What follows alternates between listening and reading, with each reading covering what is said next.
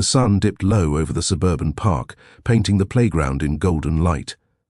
Kids raced across swings and slides, laughter filling the air. But at one corner, 10-year-old Amara Johnson sat quietly, her curly hair tied back, her backpack at her side. She had been waiting for her mom to pick her up after school practice, but instead of peace, she found herself the center of unwanted attention. 2 local officers had stopped by the park after a call about kids loitering. Most children scattered, but Amara stayed put, confident she had nothing to fear. That was when Officer Dugan, tall with a smirk that never left his face, approached. "You here alone, kid?" he asked. "My mom's coming," Amara replied softly. "Oh yeah?" He chuckled. "And what does Mom do? Something important?" Amara lifted her chin. "She's in Special Forces." The words rolled off her tongue with quiet pride, but instead of respect, they sparked laughter. Dugan burst out laughing, nudging his partner. "Hear that? Special Forces. What's next, kid? You gonna tell me she's the president too?" His mocking tone stung. The other kids nearby snickered, emboldened by his ridicule. Amara's eyes burned, but she refused to cry. She repeated firmly, "My mom is in Special Forces." Dugan crouched down, still smirking. "Listen, sweetheart, moms like yours don't join the military. They don't fight wars. Don't make up stories. It's not cute." Amara clenched her fists, heart pounding. She wanted to scream, to shout, but instead she whispered, "You'll see." The officer laughed louder, shaking his head. To him, it was just a child's fantasy, but in only minutes, reality would walk straight into that park and shatter his arrogance into silence. Officer Dugan leaned back on his heels, still laughing, while his partner, Officer Klein, cracked a grin but stayed silent. Dugan enjoyed the spotlight too much to let it pass. "Special Forces, huh?" he said loudly, making sure everyone could hear. "Kid, the only special thing about your mom is probably her cooking." He chuckled at his own joke, expecting more laughs. A few teenagers hanging near the swings snorted, whispering to one another. Amara felt her cheeks burn, but she held her ground. She wouldn't let him see her break. "She's stronger than you," Amara said, her voice steady despite her shaking hands. That only made Dugan laugh harder. He wagged his finger at her. "Stronger than me? Sweetheart, I wear the badge. I protect this community. Your mom probably works at a desk somewhere." Amara didn't flinch. She repeated, almost defiantly, "She's in Special Forces." Klein shifted uncomfortably. He wasn't as cruel as Dugan, but he didn't step in either. Instead, he muttered, "Come on, man, she's just a kid." But Dugan waved him off. No, this is too good. Special Forces. Next thing she'll say is her mom parachutes out of planes and wrestles bad guys." He mimed a clumsy dive, drawing more snickers from bystanders. Amara's jaw tightened. Images of her mom, late-night training runs, medals tucked in drawers, scars she never bragged about, flashed through her mind. This officer didn't know her mom, didn't know the battles she had fought, the sacrifices she had made. With every laugh, every sneer, Amara's determination only grew. "You'll be sorry for laughing," she whispered. Dugan tilted his head, amused. "Oh, really? And why's that?"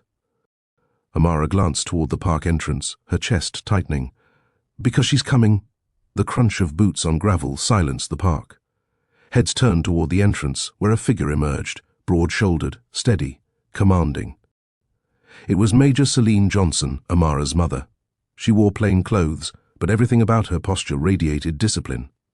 Her sharp eyes scanned the scene, instantly assessing. She didn't need a uniform to carry authority, it clung to her like armor.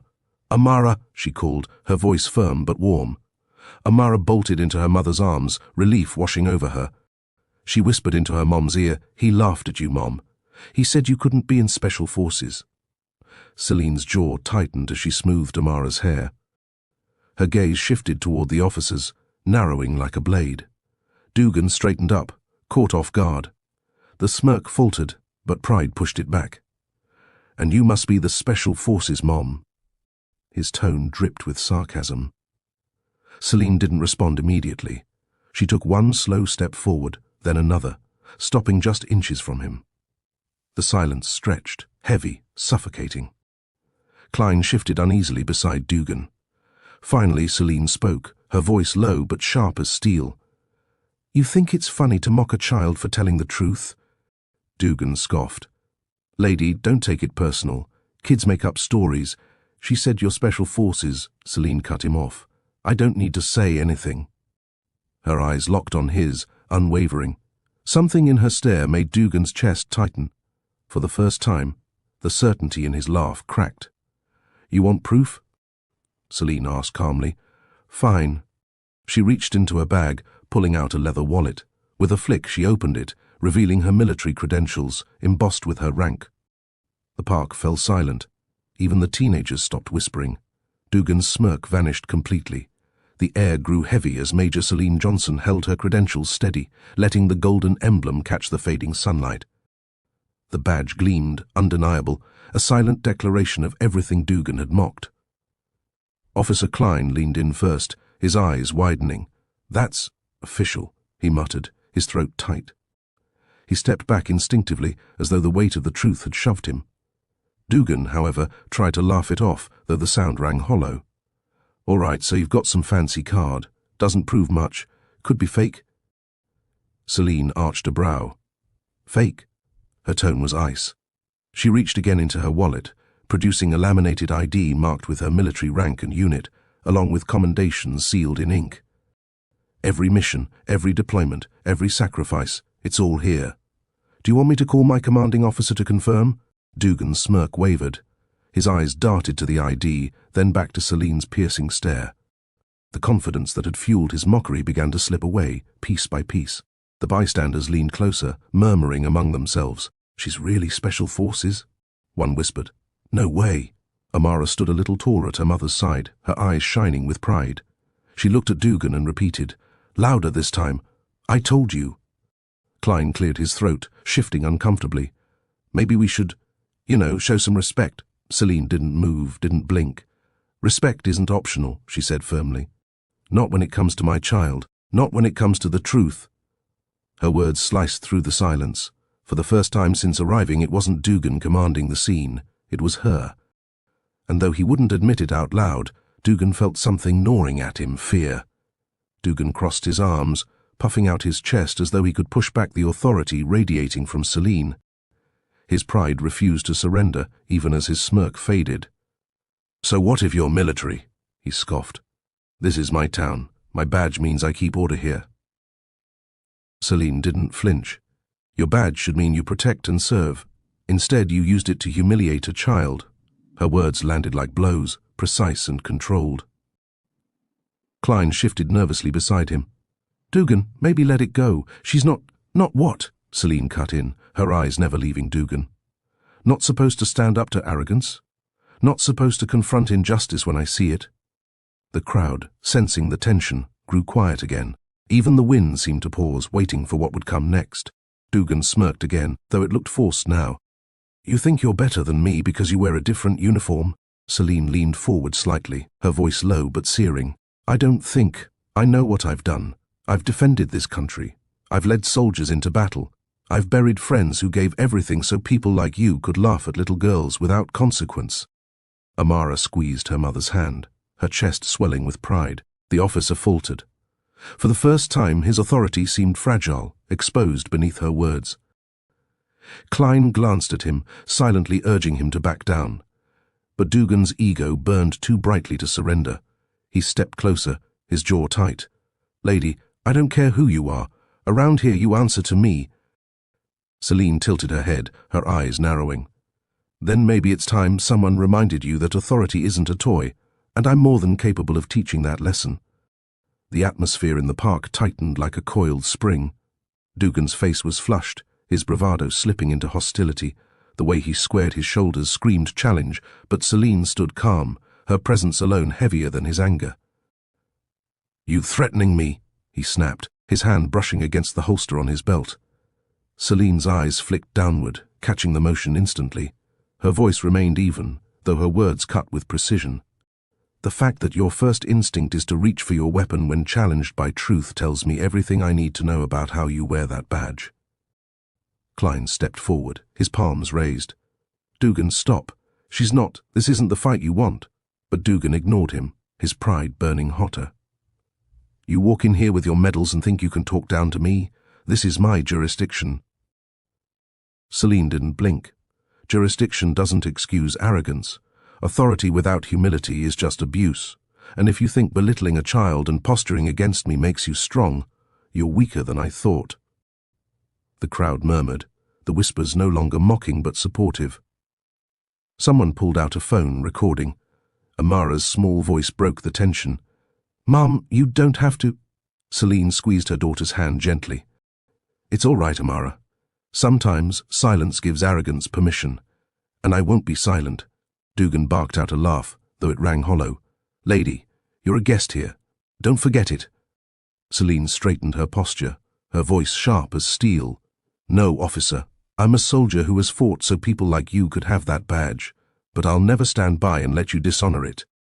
For the first time, Dugan's eyes flickered, not with defiance, but with uncertainty. The tension snapped when Celine took a single step forward, her presence overwhelming. She didn't raise her voice, didn't gesture wildly, yet every eye was fixed on her. "You question my credibility," she said evenly. "So let me demonstrate why mocking a Special Forces soldier is a mistake."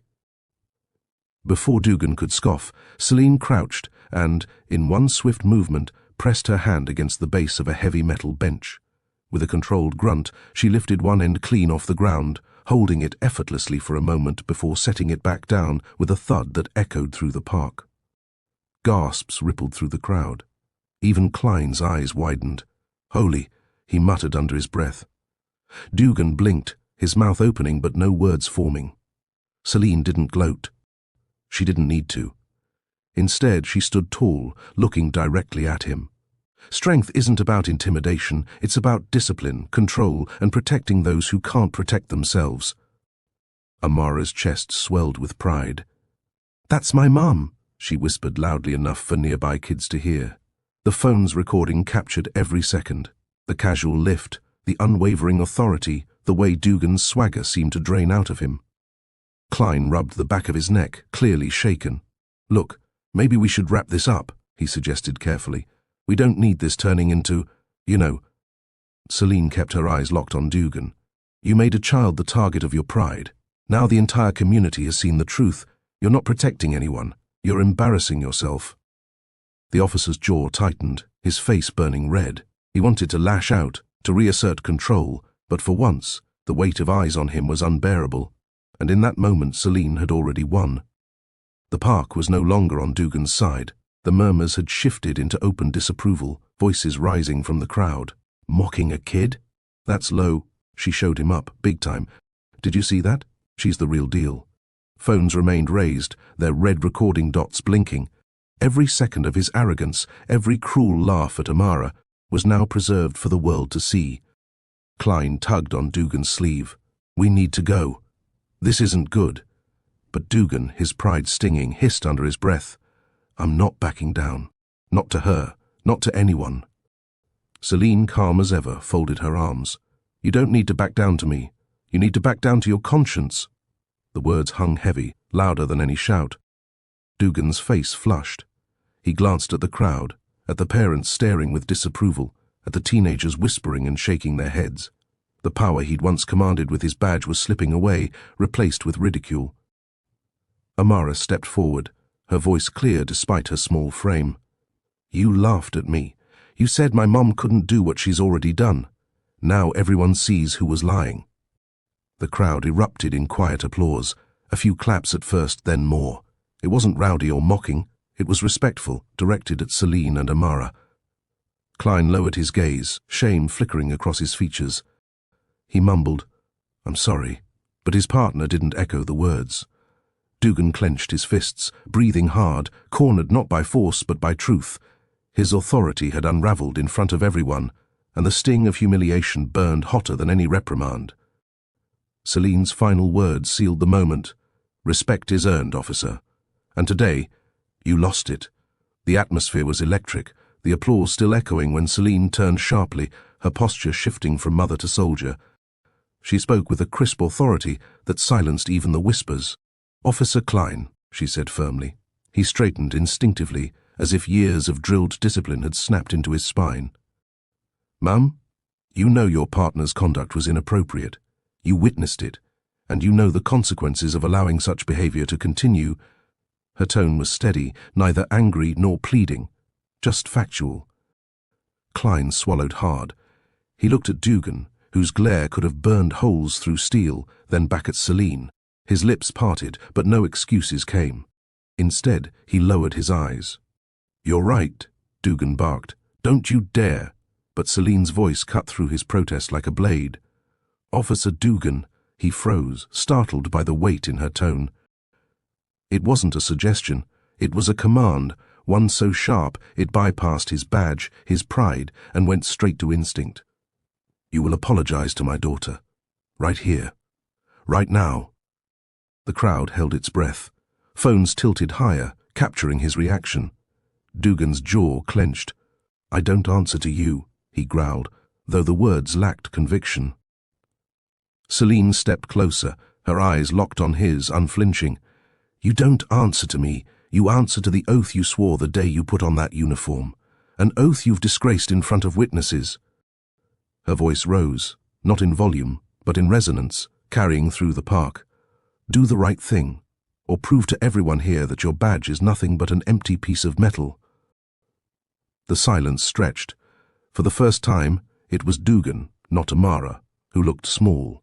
Dugan's chest heaved, his pride clashing with the crushing reality around him. The crowd's eyes were fixed on him, recording, waiting.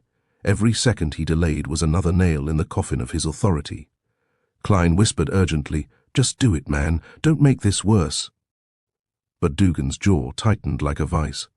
"This is ridiculous," he muttered, though louder now, as if clinging to scraps of control. Celine didn't waver. "You mocked a child. You disrespected the truth. An apology isn't weakness, it's the bare minimum." The weight of her words pressed down on him until the resistance finally cracked. With a sharp inhale, Dugan turned toward Amara.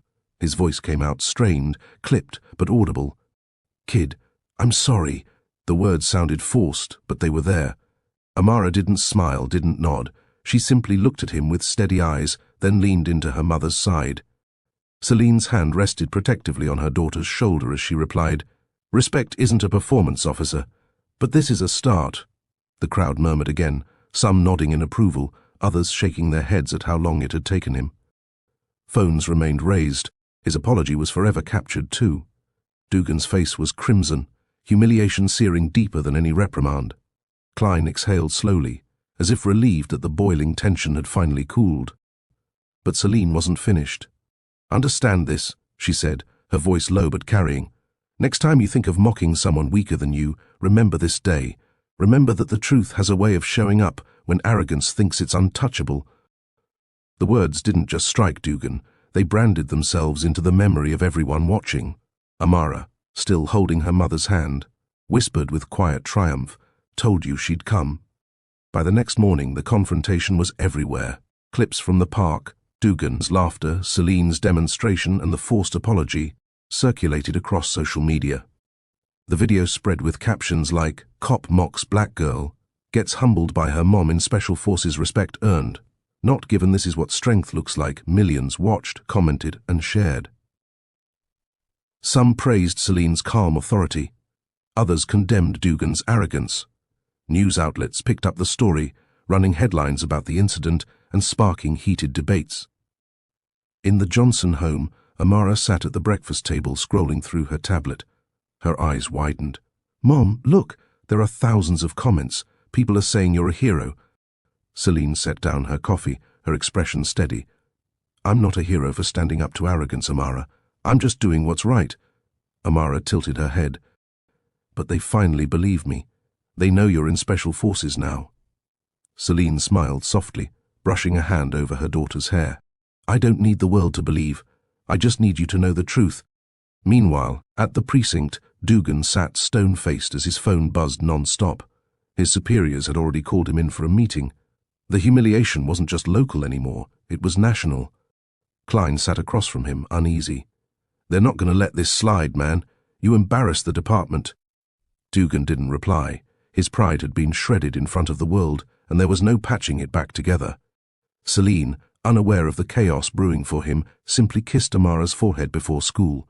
"The internet will move on," she said quietly, but integrity stays. That's the real lesson. The fallout came quickly. Within days, the precinct announced an internal review of Officer Dugan's behavior. The pressure from viral outrage was too great to ignore. Citizens called the station demanding accountability, and local news cameras parked outside City Hall. Celine received a formal invitation to attend the public hearing. At first, she hesitated. "I don't like the spotlight," she told Amara as they prepared breakfast. "But Mom," Amara said earnestly, "if you don't go, people might forget what he did." Celine studied her daughter's determined eyes and knew she was right.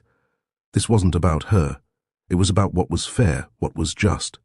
The hearing room was packed. Reporters, community leaders, parents, and even veterans filled the seats. Dugan sat at the front, his uniform neatly pressed but his face grim. Klein was there too, looking uneasy. When Celine entered with Amara by her side, the room stirred. She didn't come in uniform, but her presence carried the same weight. A council member cleared his throat. "Major Johnson, thank you for joining us. We've all seen the footage, but we'd like to hear your perspective." Celine stood tall. "I didn't come here to ruin an officer's career," she began. "But when a man sworn to protect chooses to mock a child instead, that badge becomes meaningless. My daughter told the truth. She was laughed at because of her age and the color of her skin. That is unacceptable." Her words resonated through the chamber. Amara sat quietly, pride in her eyes. Dugan shifted in his seat, his knuckles white. He had mocked a child without consequence countless times before. But this time, the world had seen, and the judgment was no longer in his hands. The council deliberated briefly, but the outcome was already clear. Every person in the room had seen the video. Every person had heard the laughter, the mockery, and the silence that followed when the truth came crashing down. When the chairperson spoke, the room grew still. "Officer Dugan, this council has reviewed the evidence and heard testimony. Your behavior not only violated the standards of this department, but also eroded public trust. Effective immediately, you are suspended pending termination review." Gasps and murmurs rippled through the crowd. Some nodded in approval, others shook their heads at the disgrace of it all. Dugan shot to his feet, his face burning red. "You're throwing away my career over one mistake?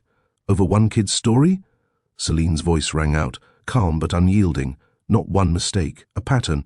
The difference this time is that people finally saw it." Amara squeezed her mum's hand, watching with wide eyes as justice unfolded in real time. Klein lowered his head, clearly shaken. "She's right," he admitted quietly to the council. This wasn't the first time he crossed the line. It was just the first time someone strong enough stood up to him. The admission sealed it. Dugan's protests grew louder, angrier, but the sound was hollow. The badge on his chest suddenly seemed like a burden instead of a shield. Security moved closer, and for the first time, the man who had mocked a child looked powerless. Celine placed a steady hand on Amara's shoulder. "This isn't about revenge," she whispered. "It's about showing people that the truth matters, and so does respect." The gavel struck, and with it, Dugan's authority crumbled. The hearing ended, but the story didn't fade. Celine and Amara walked out of City Hall into a sea of cameras and microphones. Reporters shouted questions, flashes lit up the steps, but Celine raised a hand. "I'm not here for publicity," she said firmly. "I'm here as a mother who stood by her daughter. Respect should never be a privilege. It should be the baseline for everyone, no matter their age, gender, or skin color." Her words rippled through the crowd, carried live on the evening news. Amara clutched her mother's hand tightly, her small frame standing tall beside her. She whispered, "Mom, you didn't just protect me, you showed them all." Celine bent down slightly, her voice softening. "And you showed them too, Amara. You told the truth, even when they laughed. That courage is worth more than any badge or medal." Over the next week, letters poured in. Thank you notes from parents, veterans, and young girls who felt seen for the first time.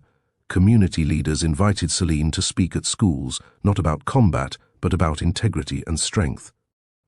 As for Dugan, his name faded into infamy, a cautionary tale of arrogance exposed. Klein requested a transfer, determined to rebuild his career the right way. One evening, as the sun dipped low, Amara curled up on the couch, looking at her mom. "Will people forget?" she asked. Celine smiled softly, brushing her daughter's curls from her face. They might forget the video. They might forget the details. But they'll remember how it felt to see arrogance fall and the truth stand tall. That's the kind of legacy that lasts. Amara nodded, her chest swelling with pride. Then I want to grow up just like you. Celine kissed her forehead. No, baby. You'll grow up even